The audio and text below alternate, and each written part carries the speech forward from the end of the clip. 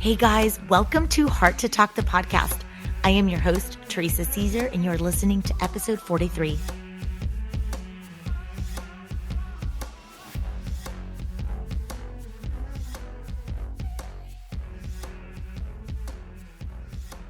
Do you have a hard time saying no? Saying no to your partners, children, family members, friends, work, your boss, strangers, the world, or even to yourself? Do you pride yourself for going the extra mile? Do you feel guilty for not doing more? While not saying no when we really want to may help us avoid the immediate discomfort of confrontation, and saying yes to everything might give you a sense of accomplishment or even approval and praise. In the long term, it can take a toll and result in resentment, stress, and burnout. In this episode, I'm going to discuss the types of boundaries there are, why it is so hard to say no, symptoms from the inability to say no and set boundaries, and a couple of action steps on how you can empower yourself to embrace and honor your boundaries.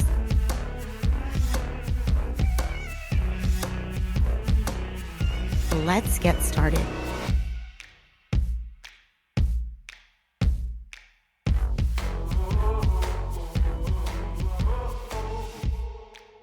Boundaries, everyone is buzzing about it lately. And I do believe it is because we're waking up, increasing our consciousness, and realizing that there's a lot of illusions and unhealthy dynamics that are happening within our world and amongst each other. So, what are boundaries? Let's define it. Boundaries are the rules, limits, or guidelines someone sets in order to let others know what they're comfortable with and what they're not comfortable with. Henry Cloud says, boundaries define us. They define what is me, what is not me. A boundary shows me where I end and someone else begins, leading me to a sense of ownership. Knowing what I am to own and take responsibility for gives me freedom. Let's go ahead and talk about some basic boundaries. The first is physical boundaries.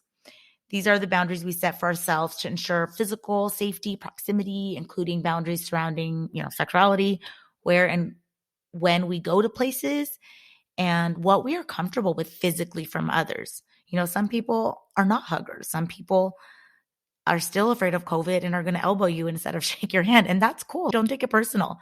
So just as you go through your physical boundaries, also honor others. Time boundaries. This is such a huge one. This can include setting limits on how much time you spend with someone or doing a certain activity, and setting the boundaries for work, school, and home life balance. When you look at your calendar, is 90% to everything and everyone else and 10% you? What is your percentage? If it's over 50, you're going to feel depleted. Your time is your own and belongs to you. So it's time to reclaim that and not let others claim it or control it. The next is conversational boundaries. Conversational boundaries are setting limits about what topics we are open to discussing and what topics we do not feel comfortable talking about. This can include such as politics, religion, and many more. Relationship boundaries are the limits that are discussed and agreed upon within your partner, your family, your coworkers, and close friends. And then personal boundaries. These are guidelines and rules we set for ourselves to ensure we are being aware of how we can respect and meet our own personal needs, desires, and things that are going to keep us healthy and our highest self. Financial boundaries. This involves money and assets like your car, house, spending choices, and personal belongings. Let's talk symptoms.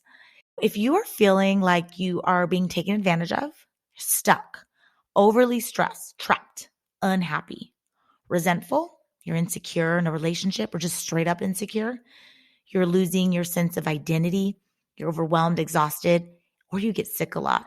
These are symptoms of the inability to say no when you want to, and not honoring the boundaries with yourselves and relationships, work, all the areas. And you know deep inside which ones those are if you give yourself time to sit and listen to yourself.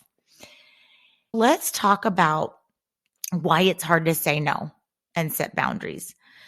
So in our culture, kindness is a virtue. We praise those who go above and beyond to help others. We live in a yes culture where it's expected that the person who's going to get ahead and be the most successful is a go-getter who says yes to everything that comes their way. Saying no feels threatening. Believing no is rude. Believing yes means you're good and that you're going to be loved.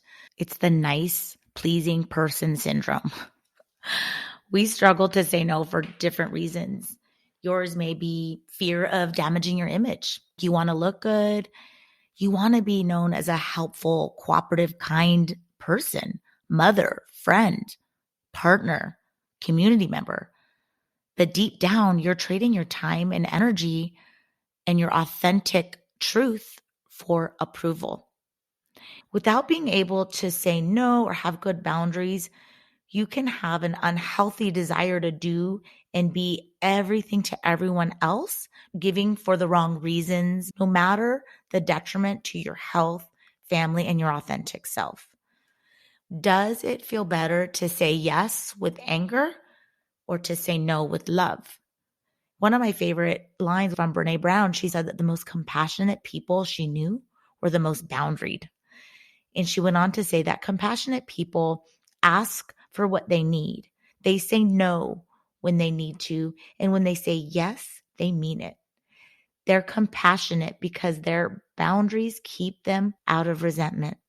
I thought that was just so powerful. Let's talk about the solutions. You can be fearful in making the boundary and saying no because it is scary to do something new. You've operated a certain way your entire life. So that's normal. But what you should release is how others see you and what others believe. That's not your business. And it's also not for you to fix and try to convince and argue for them to see your side. You don't even have to explain. Really, you're not even selfish. You're rather selfless, brave, and owning your happy space in this world. I believe there is nothing more liberating than that. Let's talk about some action steps. I love starting everything with an affirmation. It's that inner declaration and the rewiring of the subconscious. So although it may not feel like it's happening now, it will once you keep repeating that affirmation, think it, speak it, write it, and then prove it to yourself by taking action. So start with this affirmation. Each time I honor my boundaries, I'm liberated and filled with inner peace. You can use that or even create your own. Again, affirmations are just a declaration in a present tense, usually with an I am statement. So create that affirmation, use mine, and then you apply these steps and make it your own, right? I'm here to just give you the ideas and steps I use. Step 1, pause, feel, and think. Go within. Tap into your superpower, which is your intuition, your inner knowing, your gut feeling. All the answers are there. The power of the pause is really important. That could be the first boundary you set. When someone asks you something or someone invites you, pause, let me think about it, and I'll get back. That can be your number one step in this whole process. And then you can come back with a powerful yes, because if it's not a heck yes, I'm sorry, then it's going to be a heck no. Don't talk yourself into the yes. So that's like a really huge thing that I've started to learn. I'm like, okay, this isn't a heck yeah. So that means it's a no. And maybe next month it'll be a yes. So the more you exercise pausing, feeling, and thinking, the easier it gets. And it won't even seem like this whole process. But it does involve some work at the beginning because it's something you're not used to doing. So when you do pause, feel, and think, that's your time to either decide what your answer will be. Also, during the pause, feel, and think, this could be your time to be like, okay, what am I most uncomfortable with right now? Who am I saying yes to a lot that I really mean no? And that no could be being in a relationship that has a toxic dynamic. You are smart enough and know the answers. You just decide that this is what you're going to do, you will know what to do. It's just trusting yourself. I'm here to share what has worked for me, and it's still in process. And I have to know that it's always going to evolve and improve as I evolve and improve and realize more of what I like and what I don't like is always going to shift and change. But there's so much out there, experts sharing the power of no, the art of no.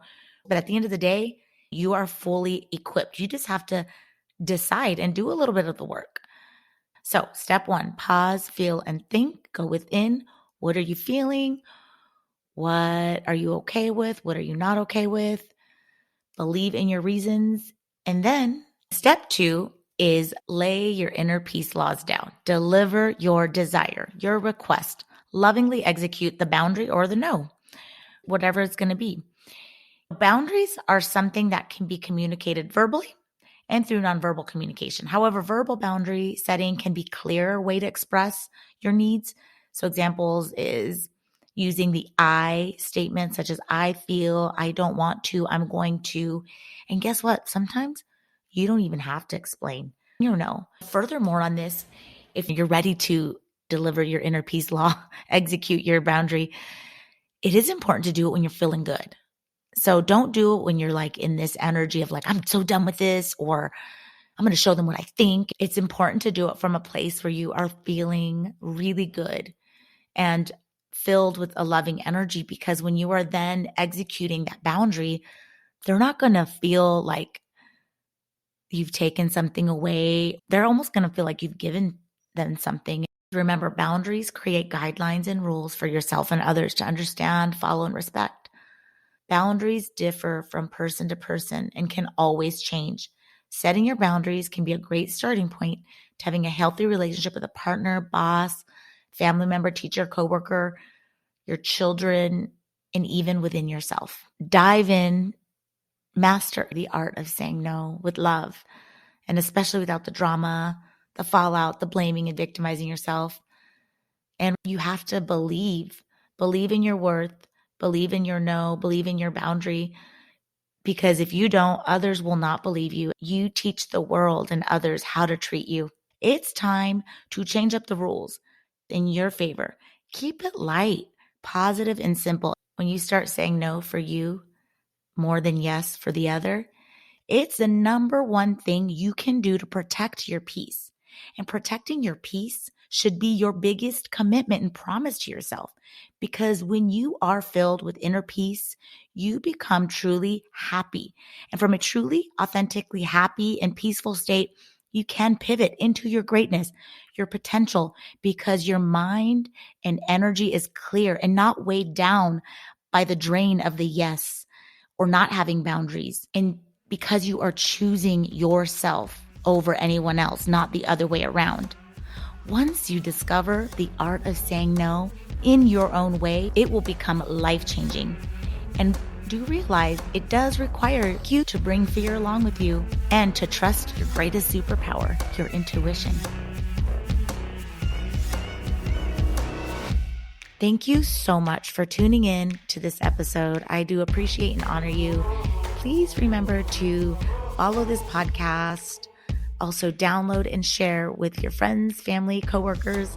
Also follow me on Facebook and Instagram for updates and other projects I'm involved with. Otherwise, friends, I'll be back in 2 weeks.